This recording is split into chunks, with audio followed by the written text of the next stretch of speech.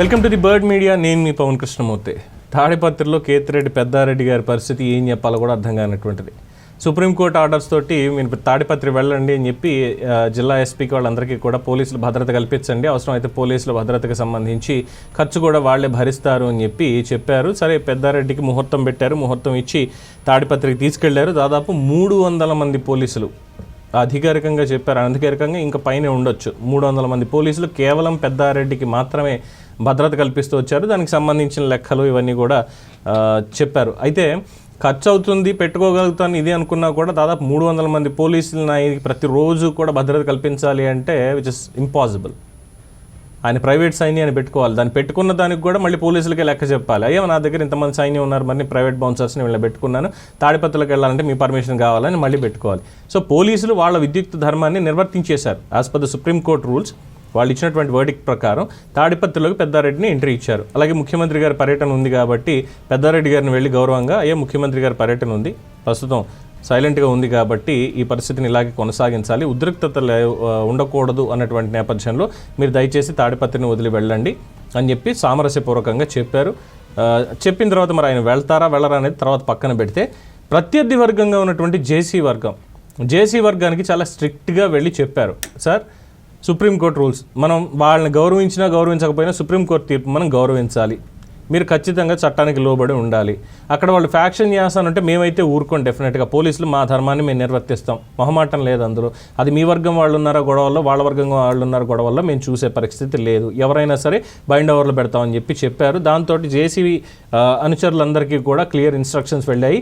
అందరూ సైలెంట్గా ఉండండి, ముఖ్యమంత్రి గారు వస్తున్నారు, ముఖ్యమంత్రి గారి పర్యటన మనం సక్సెస్ చేసుకోవాలంటే వాళ్ళు హ్యాపీగా మొత్తం కార్యాచరణలో దిగిపోయి తాడిపత్రి నియోజకవర్గంలో ఎక్కడెక్కడ ఎటువంటి ఇబ్బందులు ఉన్నాయి ఏంటనేది ఒక లిస్ట్ అవుట్ చేసుకుంటూ, ఇంకో పక్కన స్వాగత సత్కారాలకి ముఖ్యమంత్రి పర్యటనకు సంబంధించి ఏర్పాట్లు ఏ విధంగా ఉండాలి, ఎలా ఉండాలనే దాని మీద వాళ్ళు మళ్ళీ పడుతున్నారు, సైలెంట్గా ఉన్నారు. పెద్దారెడ్డి అసలు తాడిపత్రికి వచ్చాడు అన్నటువంటి సంగతిని వాళ్ళు పూర్తిగా పక్కన పెట్టేశారు. అయితే ఇప్పుడు మళ్ళీ పెద్దారెడ్డి వర్గం ఆలోచన ఏంటంటే, పెద్దారెడ్డి గారికి సుప్రీంకోర్టు ఆల్రెడీ ఇచ్చింది కదా ఇక్కడికి వెళ్ళమని, ఆయన ఇక్కడే ఉండొచ్చు కదా, రోజుకు 300 మంది భద్రత అంటే మరి పోలీసులు ఇస్తారో ఎవరో, మరి దీనికి ఎలాగా, దీని మీద కూడా కోర్టుకి వెళ్దామా అన్నటువంటి ఆలోచనలు ఉన్నారని ఒకటి తెలుస్తోంది. సో పెద్దారెడ్డి వచ్చినప్పుడు జేసీ వర్గం ఎంత సైలెంట్గా ఉన్నప్పటికీ కూడా కవ్వింపు చర్యలకు పాల్పడుతూ ఏ విధంగా అయినా సరే జేసీ వర్గాన్ని మళ్ళీ రెచ్చగొట్టాలి, శాంతి భద్రతల సమస్య వచ్చేలా చేయాలి అనేది పెద్దారెడ్డి ప్లాన్గా తెలుస్తోంది అని చెప్పి అక్కడ లోకల్గా ఉన్నటువంటి నాయకులు మాట్లాడుకుంటున్నటువంటి అంశం. సో సుప్రీంకోర్టు దాకా వెళ్ళి తన ఎంట్రీ కోసం తెచ్చుకున్నప్పటికీ అక్కడ ఇల్లు లేకపోయినా, అంటే ఇంటి మీద కేసు నడుస్తోంది, మున్సిపల్ స్థలాన్ని కబ్జా చేసి ఇల్లు కట్టుకున్నాడు అక్కడ అంటూ జేసీ ప్రభాకర్ రెడ్డి గారు ఆల్రెడీ దాని మీద పిటిషన్ రన్ చేస్తున్నారు, లెక్కలు బొక్కలు తీసేటువంటి పనిలో ఉన్నారు. అది తేలితే ఆ ఇల్లు అక్కడ కూలగొట్టడం కూడా త్వరలోనే జరిగే అవకాశం ఉంది. ఈ నేపథ్యంలో ఎవడొస్తాడో చూస్తాను, ఏం చేస్తాడో చూస్తాను అంటూ ఈయన ప్రగల్భాలు పలకడం ఇవన్నీ కూడా జరుగుతుంటే పోలీసులు చూస్తూ ఊరుకోరు కదా. అలాని పూర్తిగా అక్కడ ఉన్నది పెద్దారెడ్డికి సేవ చేయడానికో లేదంటే ఆయనకి భద్రత కల్పించడానికో కాదు పోలీసులు.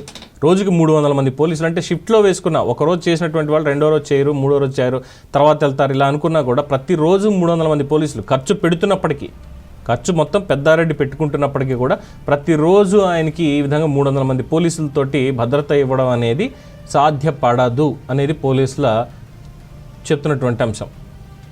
మరి ఇప్పుడు పెద్దారెడ్డికి సెకండ్ టైం ఎంట్రీ, సుప్రీంకోర్టు చెప్పిన దాని ప్రకారం తాడిపత్రికి తీసుకెళ్ళండి అన్నారు, ముహూర్తం పెట్టారు, తీసుకెళ్లారు, అయిపోయింది, చక్కబరిచారు.